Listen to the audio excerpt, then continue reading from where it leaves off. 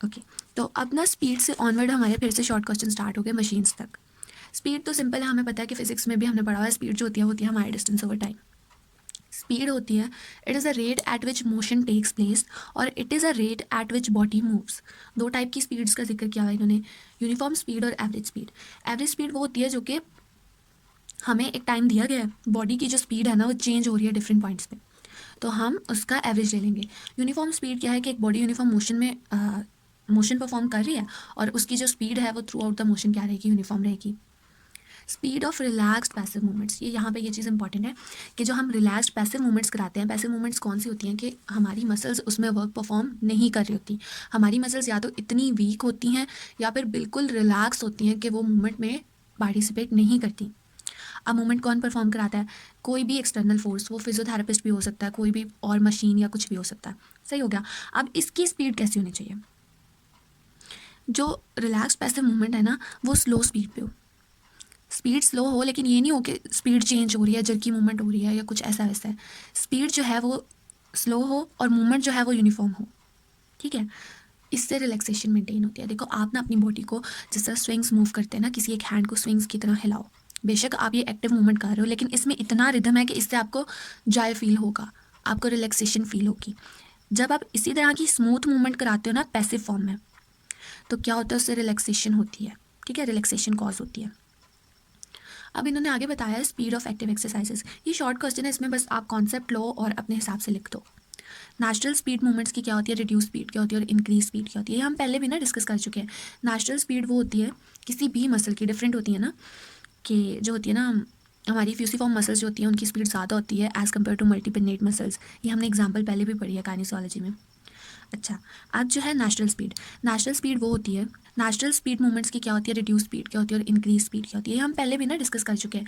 Natural speed वो होती है किसी भी मसल की, डिफरेंट होती है ना, कि जो होती है ना हमारी फ्यूसीफॉर्म मसल्स जो होती हैं उनकी स्पीड ज़्यादा होती है एज़ कम्पेयर टू मल्टीपिनेट मसल्स। ये हमने एग्जाम्पल पहले भी पढ़ी है काइनेसोलॉजी में। अच्छा, आज जो है नेचुरल स्पीड, नेचुरल स्पीड वो होती है जिस पे डेली रूटीन में कोई भी मसल जो है ना वो वर्क कर रही होती है। नेचुरल स्पीड जो होती है ये इंडिविजुअल टू इंडिविजुअल वेरी करती है।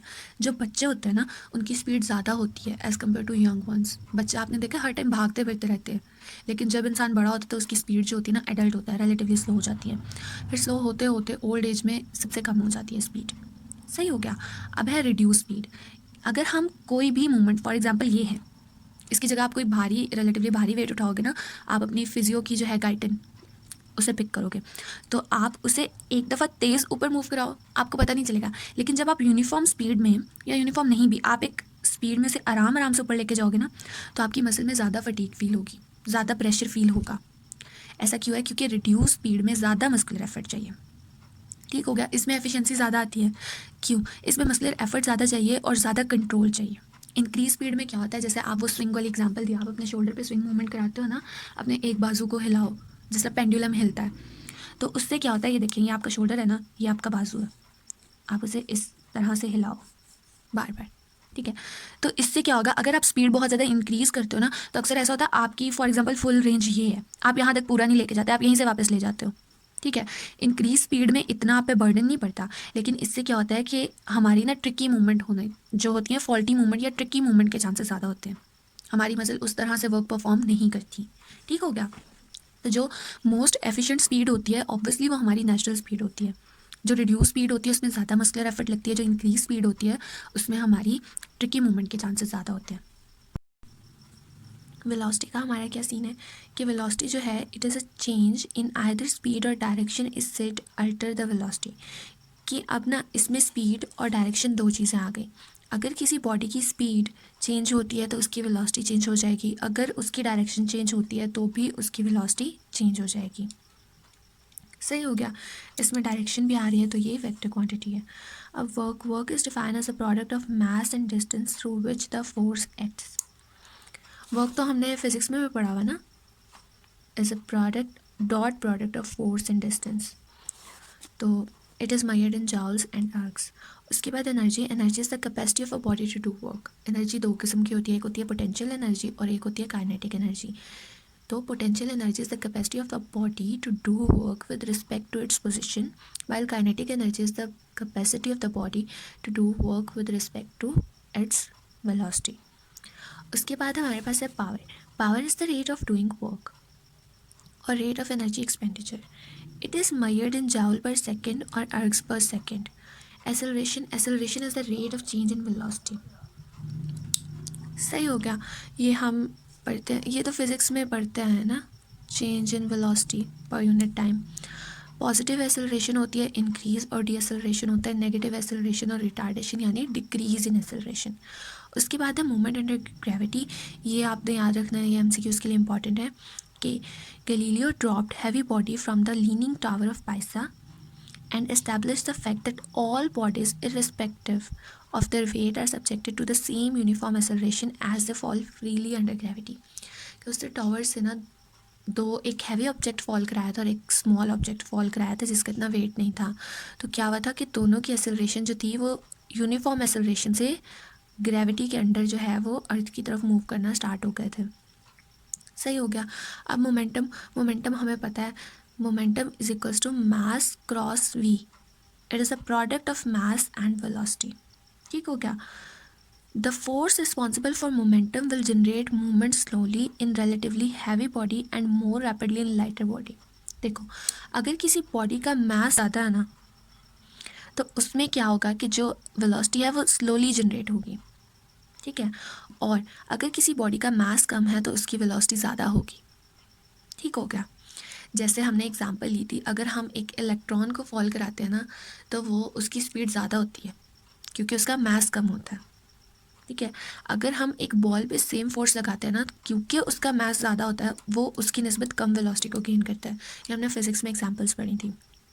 उसके बाद इनर्शिया क्या होता है, किसी भी बॉडी का चेंज को रेजिस्ट करने की जो एबिलिटी होती है ना, कि बॉडी कहती है कि मैं जो कर रही हूँ ना बस मैं वही करती रहूँ, ये जो एबिलिटी होती है ये होती है इनर्शिया.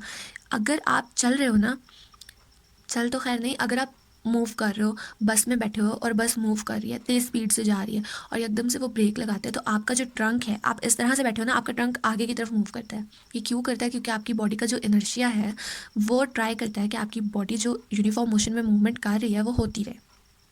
एक रेस्टिंग बॉडी है ना तो वो यही ट्राई करेगी कि वो रेस्टिंग स्टेट में ही रहे, वो मोशन परफॉर्म ना करे. यहाँ पे भी यही लिखा हुआ है, reversed effective force of a body, कि जो फोर्स लग रही होती है ना उसको अपोज करने के लिए बॉडी थोड़ी सी कोशिश करती है और उसे हम इनर्शिया बोलते हैं. इन्होंने यहाँ पे एग्जांपल दिया कि एक ट्रक है, बहुत ही हैवी ट्रक है, उसके ऊपर एक आदमी खड़ा हुआ है, वो यूनिफॉर्म स्पीड से बल्कि तेज़ स्पीड से मोशन परफॉर्म कर रहा है. ये एकदम से वो ब्रेक लगाएगा ना तो ये जो उसके ऊपर आदमी खड़ा हुआ है ये उड़ के कहीं जाके गिरेगा. ऐसा क्यों है? क्योंकि उसकी बॉडी जो है वो इनर्शिया, उसके इनर्शिया की वजह से, उसकी बॉडी का जो इनर्शिया है वो उसे कह रहा है कि आप मूवमेंट परफॉर्म करते रहो, उसे फोर्स कर रहा है कि आप मूवमेंट जो परफॉर्म हो रही है यूनिफॉर्म वो होती रहे. सही हो गया.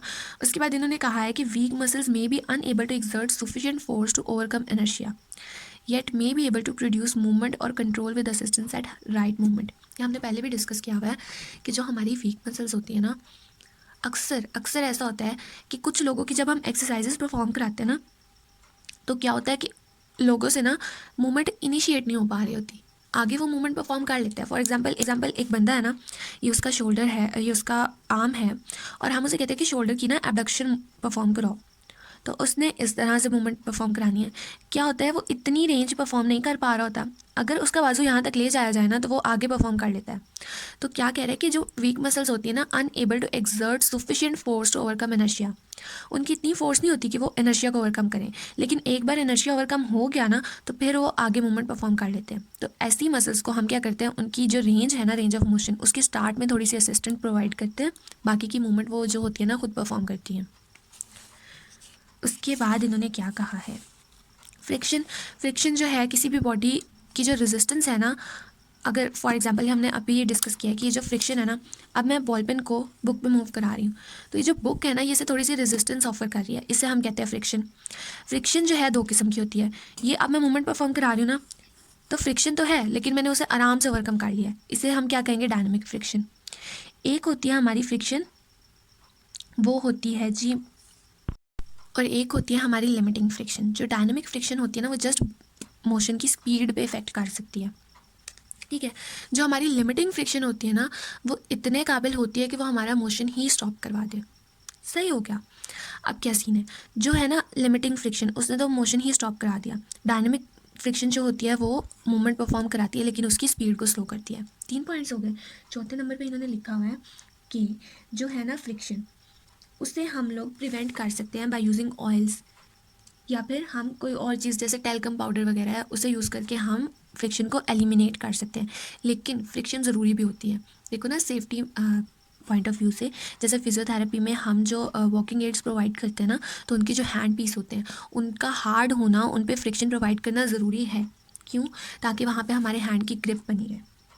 सही हो गया। स्टेयर्स पे, फ्लोर पे फ्रिक्शन का होना ज़रूरी है ताकि हम गिरे नहीं।